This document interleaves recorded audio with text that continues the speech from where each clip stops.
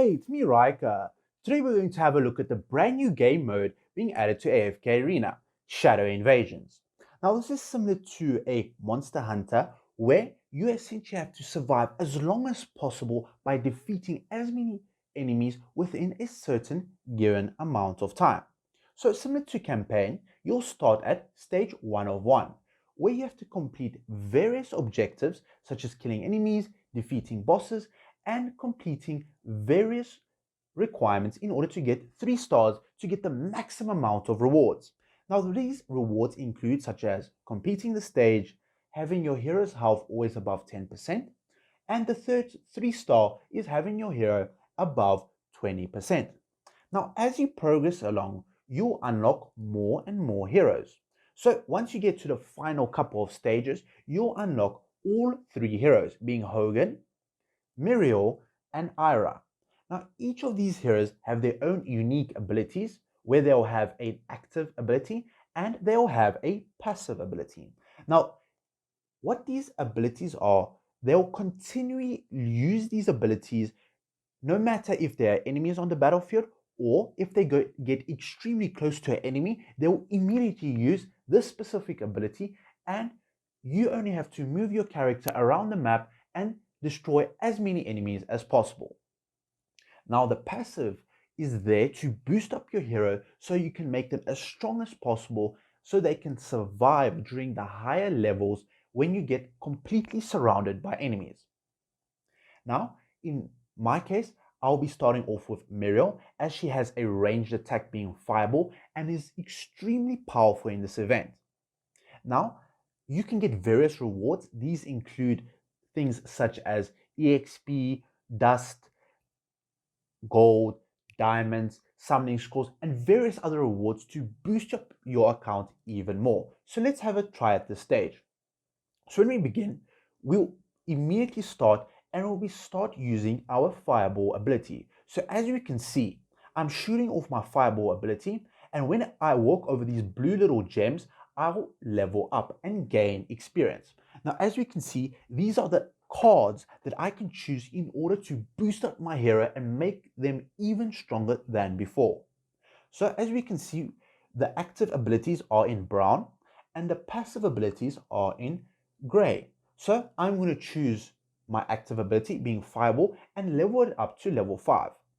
Another recommendation that I would highly recommend is getting any of your active skills all the way to level 5, as this allows them to get significant amount of damage, and in most cases they can be further upgraded to level 6, where they become extremely strong and in some cases can one-shot multiple screens of enemies at a time. So as we can see, more and more enemies appear on the battlefield.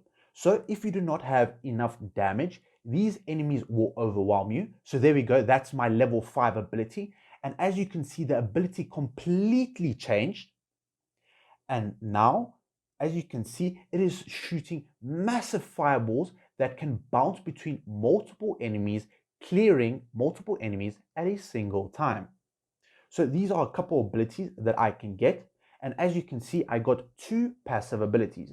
Now, these passive abilities range from increasing the amount of armor that you have, so you can take more damage, increasing your experience gain, increasing radius of your abilities. So for example, your Fireball will be able to hit more enemies on the screen, more damage, and various other passives to boost up your character.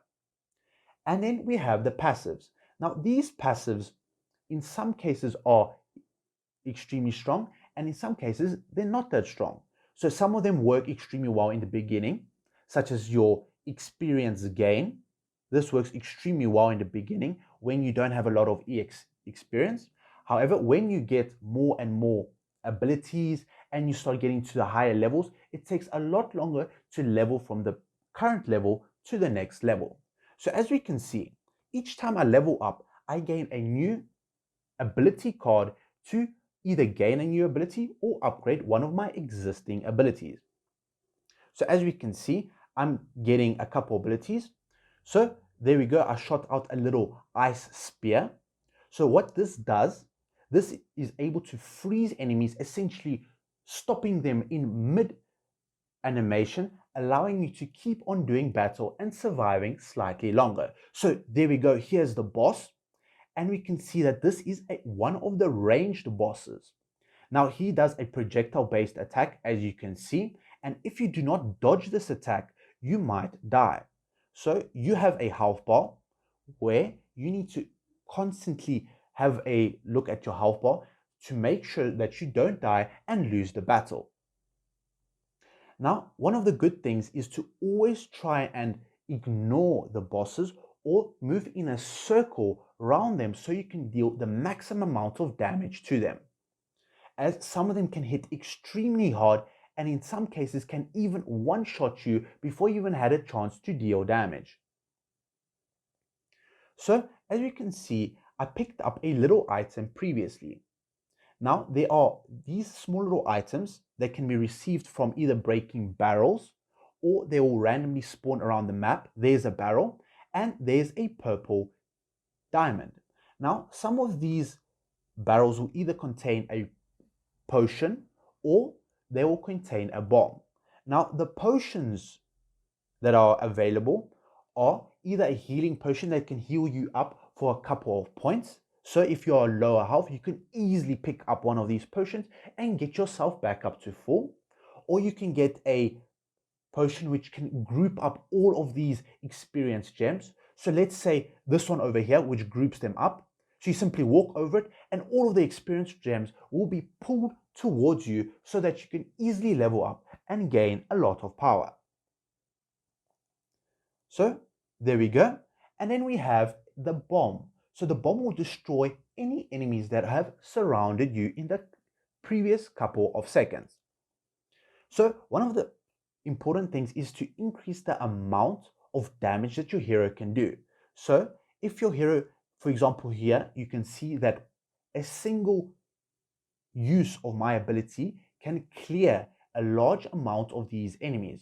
So as you can see here, I'm getting surrounded. More and more enemies are being summoned on the screen. So if I do not survive this little battle of the enemies, I will not be able to progress to the next stage or be able to fight to the next boss.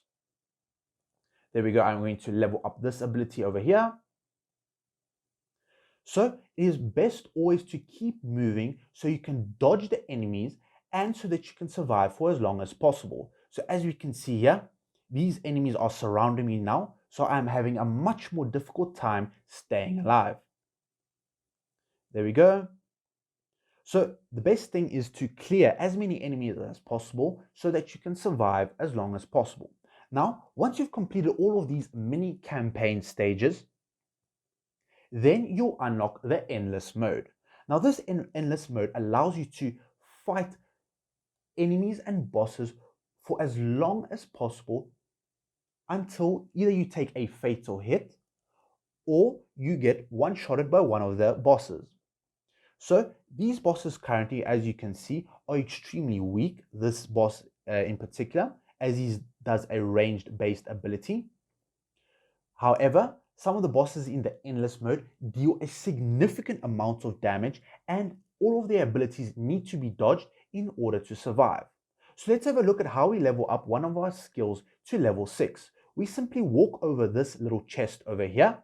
As we can see, I walked over this chest and now I will gain another ability. So there we go, I gained level 6. Now this massively powers up my ability so I can deal a significant amount of damage to the enemies.